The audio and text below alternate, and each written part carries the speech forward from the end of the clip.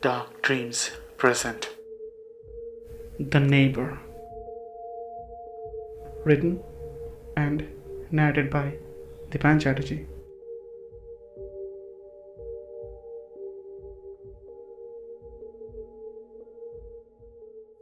Imagine this. You go to bed after a long, tiring day, and your comforting bed is just the thing you needed. You pull over the blanket and close your eyes, slowly getting lost in your dreams. Just when you are on the brink of sleep, you hear the door creak, and you snap back right into the reality of the darkness that engulfs your entire room. You barely manage to open your eyes, trying to adjust to the darkness, trying to make sense of what that sound was. You slowly develop a feeling of uneasiness, a feeling of something that you can't explain. You do your best to shake the feeling off and try to go back to sleep. That's when you hear it, the door closing behind you. As you lie coldly on your bed, you start to wonder if there is someone in your house, in your room. You start to ponder if someone was waiting for you to go back to sleep. If that someone is standing behind you right now. You freeze with a burning sense of fear that's growing inside you. Your limbs seem paralyzed as you can't move even an inch. You feel choked with the feeling of heaviness that has overcome you by now. You spend what seems like an eternity in this suffocation when you finally manage to free your limbs and jump up to turn on the lights. But the lights don't turn on. You can hear someone in the room, breathing, existing, without your knowledge, without your approval. You scan the room quickly with whatever little vision you have in this bitter darkness. That's when you see it. That's when you see the crooked shadow of what seems like a woman with abnormally long, lanky arms standing in the corner. You know it can see you sitting on your bed and sense that crippling fear inside you as it takes one step closer towards you. You scream your heart out only to wake up from a sickening nightmare. As you gasp for air, you come to realize that it was just a stupid dream. Yet, you hear the door close behind you. No, I am not trying to scare you. I am just trying to explain my situation. You might think that I am a bit loony talking all this crap, but bear with me for a few moments, will you? I know I sound weird, but let me start from the beginning. I think that will be better instead of all this nonsense. I am a nobody, just like everybody else. I do a normal job, I live a normal life, trying to provide for my beautiful, beautiful wife. Or at least I did. You see, 6 months ago I found out my wife was cheating on me. After 3 years of being married, she realized I was too boring for her. So while I was working my ass off to give her the best I could afford, she decided to have a little adventure of her own by having an affair with some guy I don't even know. My life fell apart after that. But the fact remained that I loved her. So after months of anger, frustration, blame games, heartaches, and long discussions, We decided to give our marriage another shot. I was rather reluctant, but she promised she would make things right this time. And I chose to trust her. After all, she is my wife. So we decided to move to a new city and start a new life. I got a new job and a new apartment for us while she stayed back with her parents, tying loose ends. This is where things got weird. I found this great apartment for us. Very spacious, unbelievably cheap. The only catch was the building had a reputation. You see, there was a murder in the apartment right across the hall, the door to which is exactly opposite to my door. The murder? It was nothing exceptional. I mean, it was just another case of domestic violence. The husband got really pissed at the wife one night for some reason, so he burned her alive, locked the door, and just left. The poor woman screamed and burned inside the apartment, and she died before help came for her. The police couldn't find the husband, and that was that. That was 5 years ago. The burned apartment has remained closed since then, but most of the apartments in my building were abandoned after that incident, with barely a few tenants left now. This was the reason why I got my apartment virtually for free. Since I've moved in, some of the people have asked how I could stay in there with the burned apartment being haunted and all. Haunted apartment. Come on, I mean, sure, it's a bit weird and creepy, psychologically, but ghosts? Yeah, no, I'm not much of a believer. More of a skeptic, if you will. I do feel a bit uneasy at times, being the only tenant in this entire floor, but no, I don't do ghosts. Little did I know my stand on ghosts was about to change soon. It has been a month since I have moved in, and creepy, unexplainable shit has been happening every other night. As I mentioned earlier, I have vivid nightmares every night, and I have started to experience night terrors and sleep paralysis since I have moved here. But somehow my rational mind refuses to believe in the supernatural. I mean, the night terrors can be a psychological effect of the whole moving to a new city thing, and partly, maybe, due to my wife's clandestine adventures. The fact is, the building is a hotspot for teens, smoking weed, taking drugs, having orgies, and doing illegal shit in the abandoned apartments. Needless to say, the building security is useless, but the management said it's trying to deal with the issue. Yeah, right. So I guess that explained the weird sound of creaking doors coming in the middle of the night, at least for me. My wife was finally coming tomorrow, and for some odd reason I felt excited about seeing her after such a long time. I knew she was going to freak out once she found out about the apartment, but I had all my explanations ready. I mean, it's not like we were going to spend the rest of our lives here. This was just a temporary solution, just for a few months. I was sure she would understand. It was an exceptionally long and tiring day with back-to-back meetings. I mean, I was trying really hard to impress my new employers. By the time I got out of work, it was late, I was hungry and exhausted. I came home as soon as possible, took a bath, had my dinner, and went straight to sleep.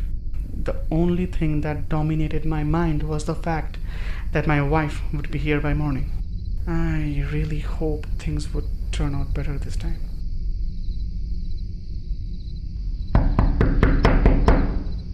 The knocks came in hard and loud. I jolted from my sleep and hit the lights on. 2:49 a.m.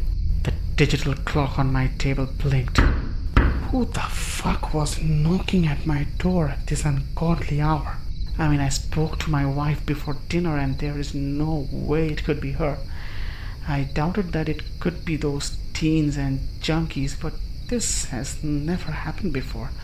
The knocks kept getting louder and louder, as if someone was desperately trying to get my attention.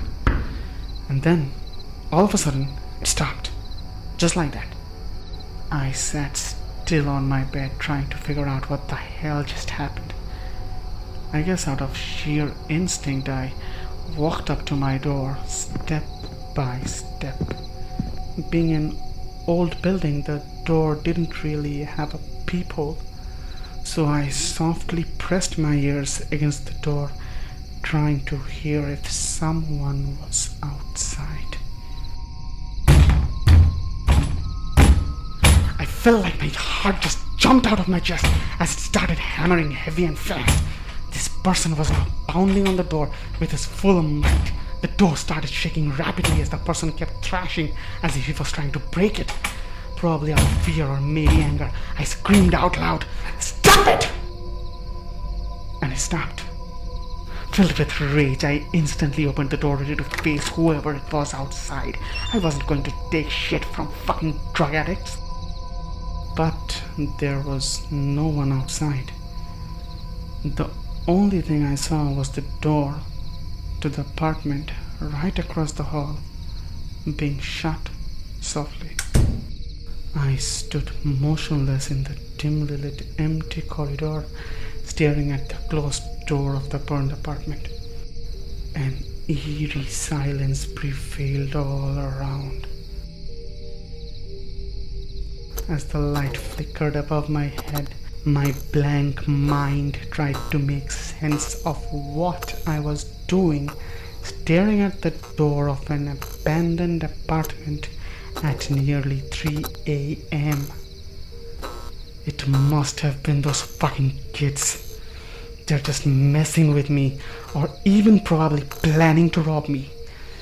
Maybe renting this apartment was a bad idea. I might need to move sooner than I thought. That's when I heard a door slam shut from inside the apartment. My hunch was right. It's the fucking junkies. I knocked on the door and shouted out loud, "I know it's you in there. Come out right now!" But there was no response. I shouted again, "You either come out right now or I'm going to call the police. You hear me?" Still, there was no response. For a brief second, I wondered if I should go back to my apartment, lock my door, and just go back to sleep. This was just too weird for me. But I had to teach these kids a lesson. After waiting for a brief moment, I knocked on the door again. But the door creaked open just as I tapped it. A gust of putrid, warm stench came out and hit my nose like a drop. It smelled like burned human flesh. I barely managed to control my urge to puke and covered my mouth immediately. As I peeked inside, darkness as black as death itself peeked back at me. Out of nowhere, a chill ran down my spine. I felt this deep-rooted fear that I cannot explain. It felt as if something more horrible than death itself was waiting inside. But for God knows what reason, I stood there, scanning the darkness with my rapidly moving eyes. It took me a moment to get a hold of myself and get a grip on this unexplainable fear growing inside me. I spoke out again. "Come out, right now! You hear me? I know you're in there!" I could feel the confidence in my voice slip away. My heart kept pounding fast. My throat felt so dry as if I was swallowing 1,000 needles. As I desperately tried to calm myself, I waited for what seemed like forever to get a response. I stood still without making a single noise, trying to make sense of what was going on. That's when I heard it. A very faint sound of what appeared to be a girl crying inside the apartment. I focused hard on the sound to make sure if I was actually hearing what I was hearing. I could now clearly hear a girl slowly weeping. Her cries were burdened with pain and agony. As her cries seemed to get clearer, I wondered if she was the one who knocked on my door. Could she be a drug addict looking for help? Maybe she overdosed. Or maybe even sexually assaulted. Sometimes we don't know why we do the things we do. Maybe because we feel too deeply, or maybe because we are just too damn stupid. So instead of calling the cops to help her, for some reason I decided to help her myself. My rational mind figured that she might need immediate help, and waiting for the police would not be the wisest thing right now. As I opened the door further and stepped into the apartment, everything inside me begged me to run back to my apartment that instant. I felt my soul cowering in fear to an unseen threat. But I kept walking inside. For some weird reason, I expected the door to slam shut behind me, trapping me inside. But it didn't. The layout of this apartment was very different than mine, so I didn't know where exactly I was standing and where this girl was. I spoke out softly. "Hey, you don't need to worry. I'm here to help you. I can't see you. Will you be able to reach for me?" The girl stopped crying. I kept looking around for her, standing in one place, and finally saw her. I could barely figure out her form in the darkness. It seemed she was sitting crouched with her knees tucked in, leaning by the wall in one corner of what appeared to be the bedroom. And by the looks of it, I was standing in the middle of the living room. "I see you. I will get you help. Just come with me," I spoke gently.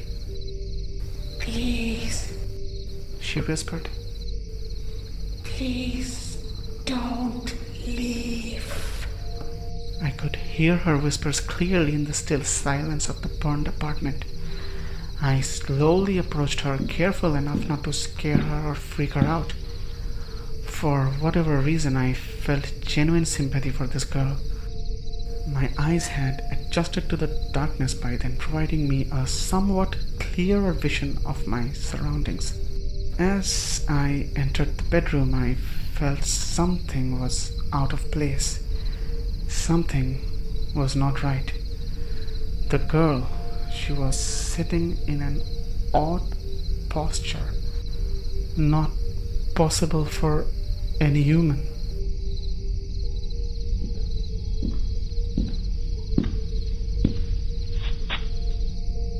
It was only when I stood in front of her I realized how grossly mistaken I was.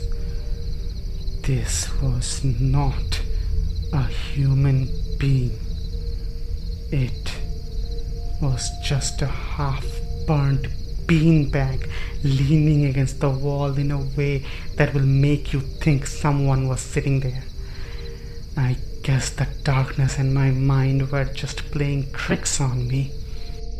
It was then it dawned on me. Then who the hell was crying?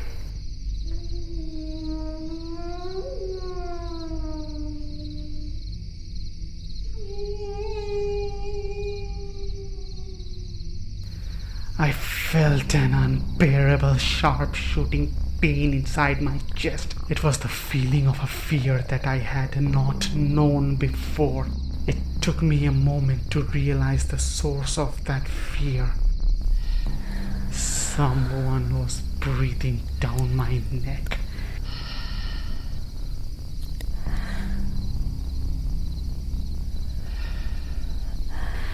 Its breath felt like the fires of hell on my bare skin.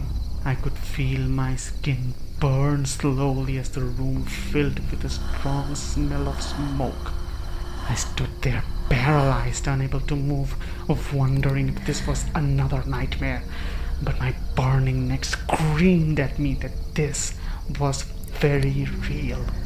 I could hear something burning, someone burning up behind me, trying to say something, whispering inaudible words in my ear. Fear had engulfed me completely, and I could feel it grasping me in its bony fingers. The moment I felt its burning fingers on my skin, adrenaline kicked in and I made a run for the door at breakneck speed. But the door slammed shut on my face just before I could reach it. I desperately tried to open the door and kept kicking it. That's when I heard her blood-curdling scream. It made my blood run cold.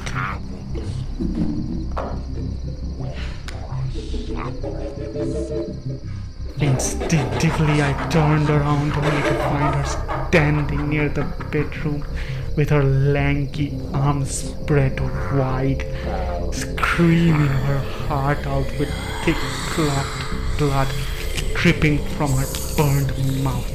I could see her staring deep into my soul with her scorched eyes. I had never known true fear before this moment. I felt my heart stuck in my throat as she crouched down and started moving towards me, crawling on all four of her limbs while mouthing words that were beyond my comprehension.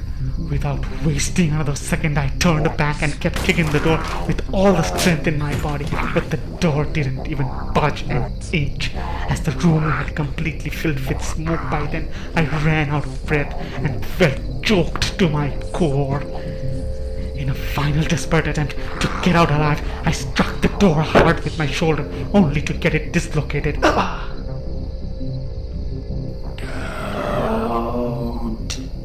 leave.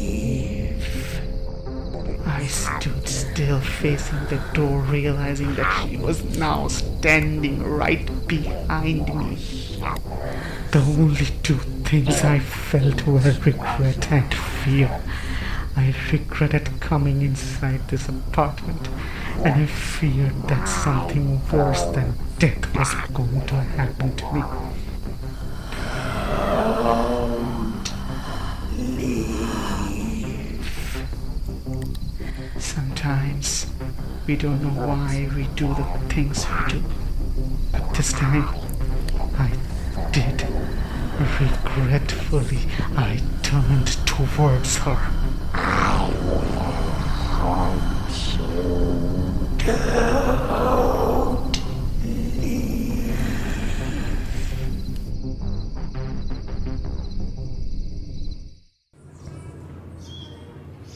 When I came back to my senses, I found myself back in my bed, in my apartment.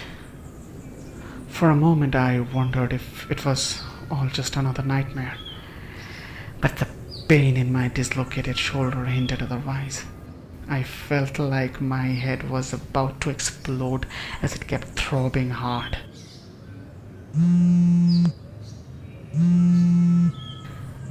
I checked my smartphone. 7 missed calls and 14 texts from my wife. She was on her way and would reach in 1 hour. I sat in my bed, devastated, wondering what I was going to tell my wife. I remembered everything clearly now. The thing that lives in the apartment across the hall, needs someone it can attach to, someone it can possess. That would have been me last night. But I remembered the deal I made. A deal that lets me live. A deal that it would spare my life in return of a more suitable candidate. It only makes sense for it to possess a woman instead of a man. So, I lived. I know that logic really, really sucks. But survival before love, right? After all, how can you refuse a vengeful spirit? I guess my wife had it coming. I knew I couldn't stay here much longer. It was time for me to move out of this hellhole once the deed was done. My wife, she's here. Time for her to meet the neighbor